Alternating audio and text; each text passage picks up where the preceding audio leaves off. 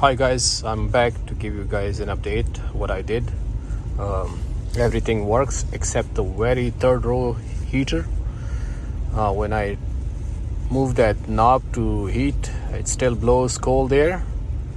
Beside that, the steering control works. This one has built-in Android Auto, but I'm not able to connect my iPhone through Bluetooth. I don't know how to do that.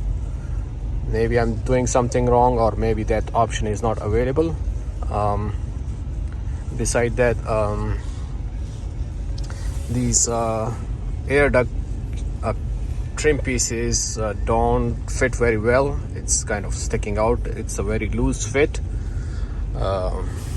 which is not a problem for me. I don't really care about it. I'm keeping my original head unit in case if this thing craps out on me. I can easily replace it. If you guys have any question, you guys can leave a comment. And I read on a forum that you can also connect your original camera to this head unit, which takes some time and research to do. I'm unfortunately very short on time. I'm always out of town, working out of town, so if I find some time, I will take care of that, and I will guide you guys, make a video of that, guide you guys how to do that.